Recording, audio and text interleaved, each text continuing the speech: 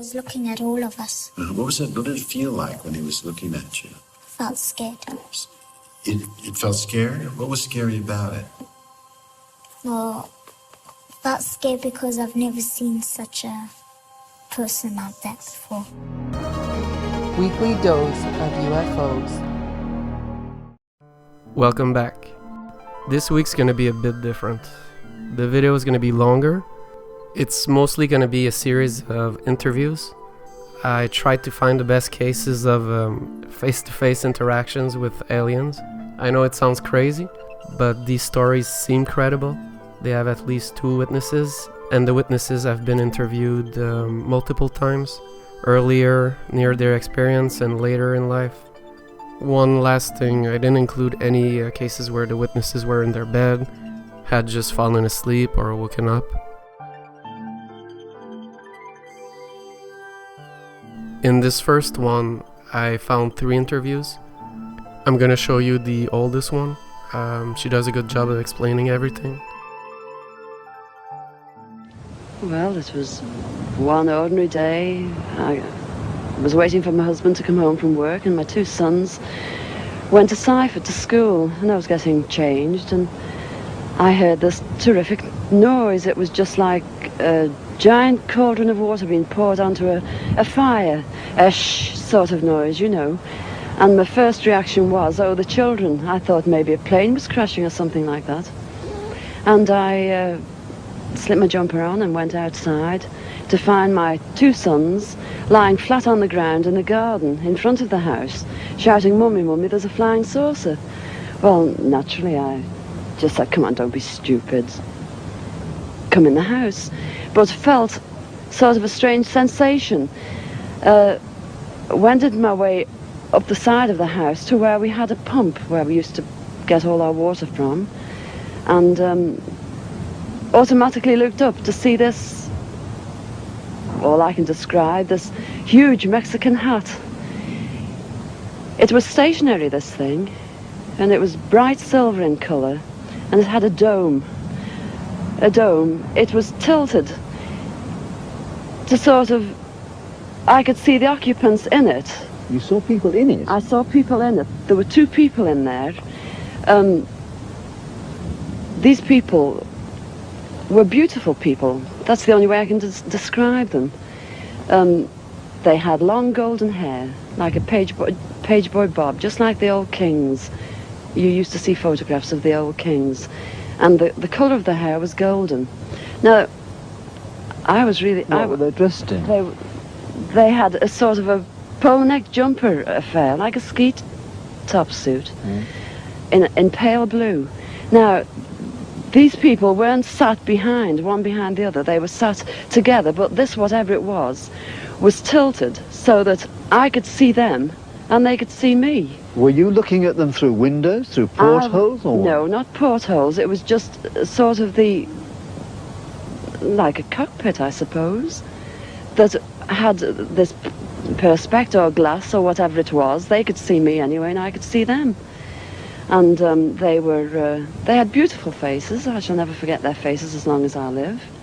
Their foreheads seemed to be a bit larger than, you know, the bottom of their faces as normal people you would expect to see. But maybe this was just whatever they had round their heads, which was like a transparent fishbowl. And they just looked. And I was absolutely paralytic with fear. I couldn't move, although my mind was ticking over. And they looked so sympathetic that I was just mesmerized for what seemed to be, ages, but it could have only been seconds. And I turned to sort of look down at the boys, was unaware that they were with me because I was so absorbed. And the next thing, I looked up and it was gone.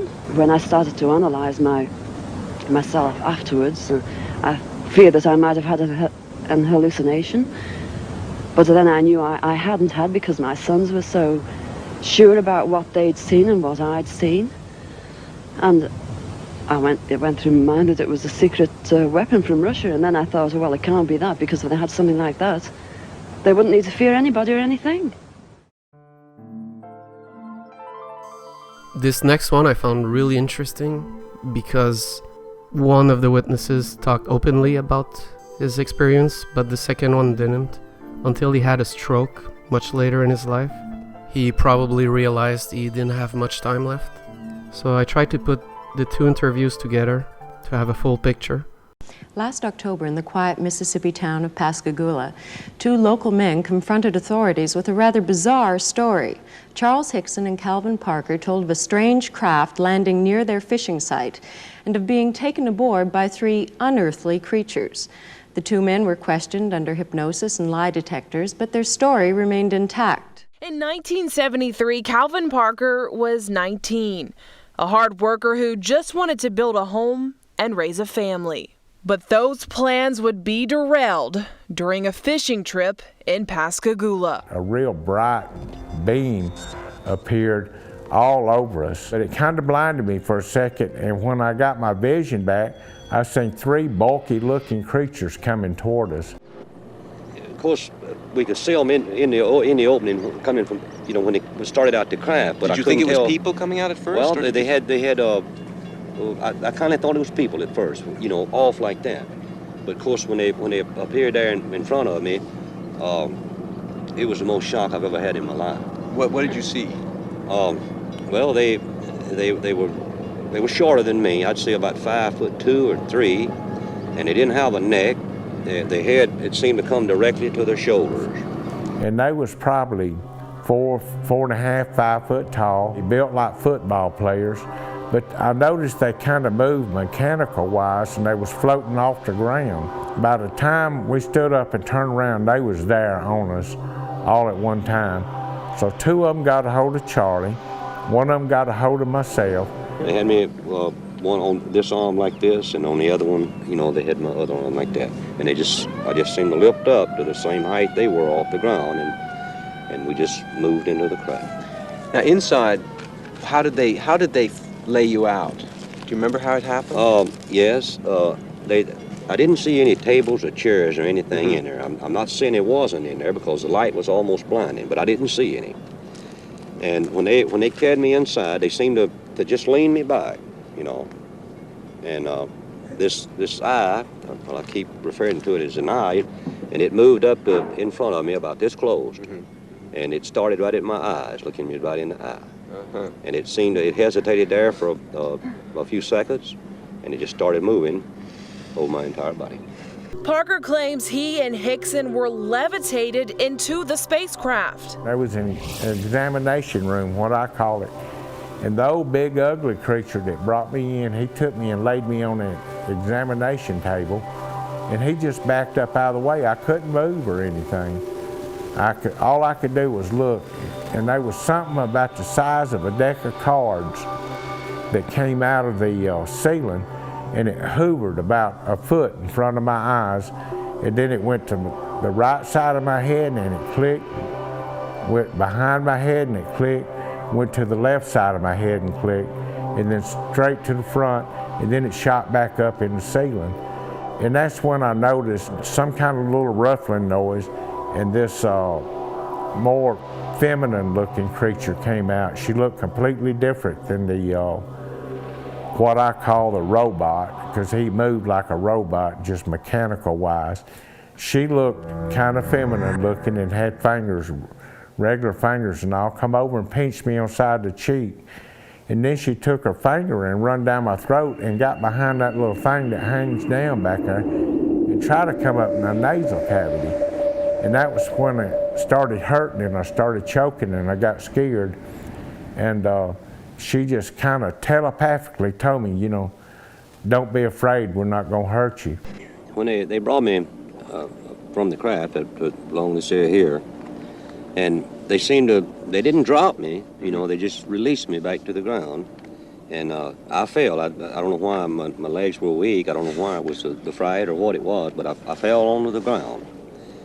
And that's when I seen Calvin. He's standing right over here in this area, and he was standing facing the river with his arms outstretched like that, just like he was staring at something. You can't really pin everything down. You don't really know. And that's the point I'm holding now. I don't know what happened. I know something happened. Okay, this is the big one. First, I'd like to point out that the whole clip that you're gonna see comes from the movie The Phenomenon, which is a fantastic documentary on UFOs. So this case is about a school in Zimbabwe with over 60 kids that say they've seen flying saucers or spaceships land on their playground. About half of them say they ran to the craft and actually saw aliens. They say they interacted with them. Anyway, I think it's a really, really solid case. Have a listen.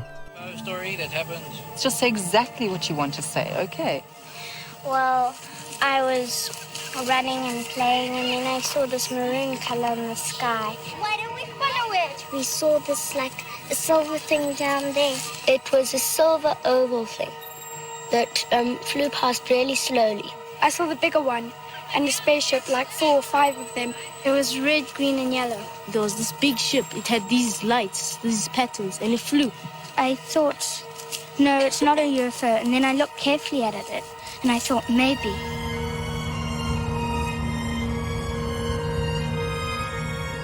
Dozens of children said that one or more of the disc-shaped objects landed just beyond the far edge of their playground.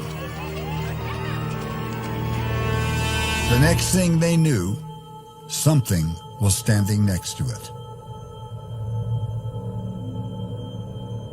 We saw him standing by the silver thing, and he had big eyes.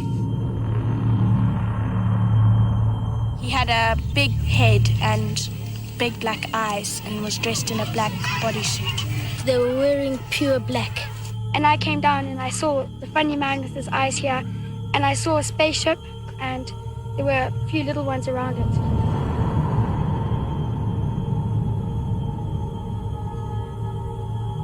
How far away were you when you saw him? Not very far, about a meter away. A meter away, that close? Yes. And how big was the figure? It was about as big as a grade 6. This alleged encounter caught the attention of Pulitzer Prize-winning Harvard psychiatrist Dr. John Mack. It seemed that he was looking at all of us. What did it feel like when he was looking at you? Felt scared. It felt scared? What was scary about it? Well, felt scared because I've never seen such a person like that before. And I saw this person, and it had big eyes. That's all I saw about it, big eyes. They had short legs and quite a long top. Mm-hmm. With a big head and eyes that are bigger than ours. How much bigger than ours? 4 or 5 times the size. 4 or 5 times the size of ours. So then I was looking at him, right? Yeah. Then he was looking at me back. I couldn't just keep on looking at him, so I had to stop and I looked sideways. But I was looking straight into his eyes. Well, he never said anything. It's just that the face is the eyes. Maybe they're trying to communicate with us, show us something which we don't know about. I think they want people to know that we're actually making harm on this world and we mustn't get too technologed. We don't look after the planet, and all the trees will just go down and there will be no air and people will be dying.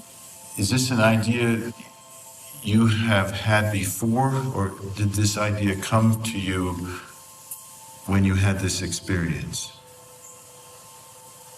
When I had this experience. For the first time in nearly 20 years, the Ariel School children gathered from the 4 corners of the world to talk to each other about the experience they shared that September morning. I remember something there. One they all still struggle to understand. You know that it's moving, but you... I stand by what I saw. There was no reason for any of us to make that up. I've not spoken to anybody about it. Not because I'm not proud of it, but because I don't want the stigma. So it's something that I've had to deal with for 19 and a half years. I don't want to say I felt like I knew it, but I knew that I didn't have to be afraid of it. They took us back to the moment of contact. Exactly how I felt, exactly. The details still seared into memory. I was with one of the other girls and saying to her, "This is amazing." We all were just stopped in our tracks. A little man appear on top of the actual craft. And that moment for me was very distinct because I was like, that's not human. I was just completely engulfed in these eyes. The eyes, and in that moment, however long it was, because I have no idea of the time frame, it was mesmerizing. There was no talking. It's all just images in the head. Telepathic communication. They were trying to communicate, trying to tell us something. It was something to do with the environment. I kept getting these thoughts and ideas in my mind of technology.